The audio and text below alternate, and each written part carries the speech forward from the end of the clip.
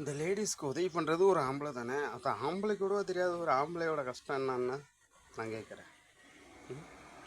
நீங்களாம் ஒயின் ஷாப்பை நிறுத்திட்டு இந்த உதவியெல்லாம் பண்ணீங்கன்னா ஸ்டாலின் 1000 ரூபா பணம் கொடுக்குறாரு. அது என்ன உங்கள் வீட்டு பாக்கெட்லேருந்து பணம் எடுத்தால் கொடுக்குறீங்க? தமிழ்நாட்டில் வர வருமானத்தை வச்சு தானே கொடுக்குறீங்க. ஒயின் ஷாப்பு, மணல், இந்த மாதிரி போலீஸ் வாங்குற லஞ்சம், இதெல்லாம் ஏகப்பட்ட காசை வச்சு தானே உதவி செய்கிறீங்க. உங்கள் வீட்டு காசு இல்லைல்ல. ஃபஸ்ட்டு ஆம்பளையை மதிச்சு அப்போ ஒரு ராகுல் காந்தி என்ன சொல்கிறாரு, 8500 ரூபா ஒவ்வொரு லேடிஸ் கொடுக்கணுங்கிறாரு. அப்போவும் லேடிஸ் தான். நான் லேடிஸ்க்கு கொடுக்குறதுனால பொறாமப்படலை. வீட்டில் ஆம்பளைன்னு ஒருத்தன் எதுக்கு இருக்கான்? கொடுங்கிறதுக்கா? நான் கேட்குறேன்.